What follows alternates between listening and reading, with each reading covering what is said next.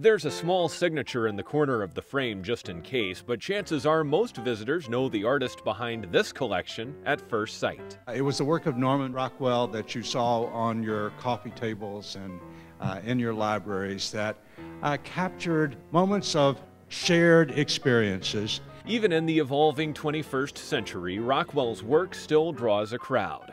Nearly 400 of his creations are on display at the North Carolina Museum of Art in Raleigh. I think they are absolutely fantastic. I've never seen so many of his works in one place before. It covers from the 19-teens to the 1960s. And covers those decades with covers, actually. More than 300 of them from the Saturday Evening Post. It was on the front page of the Post that Rockwell formed his following. They were reassuring about people's lives. They comforted. They were amusing. He was relentlessly amusing. Decades after they left the newsstand, some of those images are still ingrained in the memories of Rockwell's fans. I've always loved the mermaid. It's the one where the old lobsterman has caught a mermaid in his lobster trap.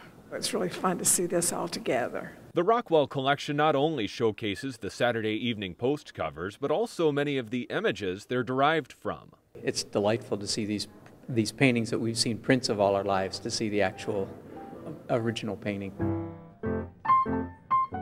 One of the most famous is Rockwell's triple self-portrait. The artist paints a portrait of himself, painting a portrait of himself. He's got a very funny, slightly off-centered sense of humor that is really quite refreshing. And shows up in all sorts of his work, including this image of a young art critic in a museum. It's a young man examining a very small portion of a painting of a woman who is flirting with him, who appears to be flirting with him, and in such a indelicate way that the gentlemen in the neighboring painting are offended. Even when he wasn't trying to get a laugh, Norman Rockwell was still doing more than just creating an image. What a storyteller. Just using the visual media to tell a story. That's what everybody, I look at the paintings and I feel like I'm supposed to be all serious and think about art, but you can't help chuckling at the story that he tells. That's what he's so good at. Like the boy who discovers that his father is Santa Claus. It's amusing on one level, and at the same time, it's a tragedy for the kid. And Rockwell was able to balance those two perspectives in the same image. Indeed, the youngest among us are common subject material in Rockwell's art. Well, I love the children. They're very expressive, and children are very hard to do. Keep them looking innocent and not looking old. He also excelled at showcasing an ideal version of American life, from Thanksgiving turkey to summer swimming, and plenty of patriotic occasions in between. Rockwell's thought of as an all-American artist in many ways, but he's also been criticized for what his work doesn't show. You will note as you go through this what's in the images and then what is not in the images.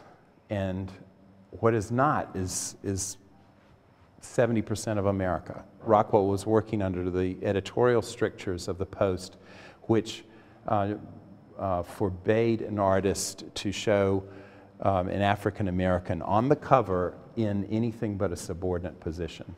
It was a set of circumstances that art historians say eventually became too much for Rockwell. After he left the Saturday Evening Post, his images changed dramatically as he began to paint the injustices he saw during America's civil rights movement. These are paintings where Rockwell is actually angry, and that's a little unsettling for people who are used to Rockwell as a very warm, comfortable companion. And what we're trying to do is to complicate the man and to make him far more interesting than just an aw-shucks image maker. During his career and in the years after his death, Norman Rockwell was dismissed by many critics. An illustrator, yes. A serious artist, no.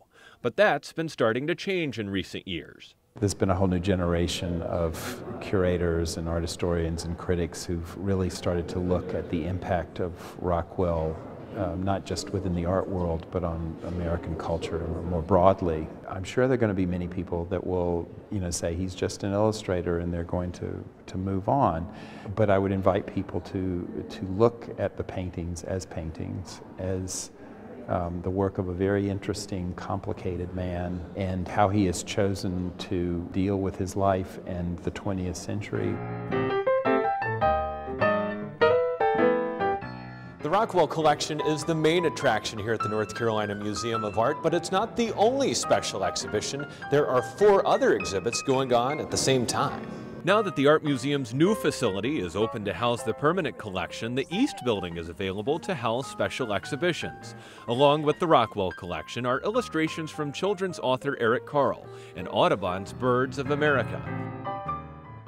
Photography from Ben Don and sculptures from North Carolinian Bob Trotman round out this series of special exhibitions. Museum officials hope to host many more in the years to come.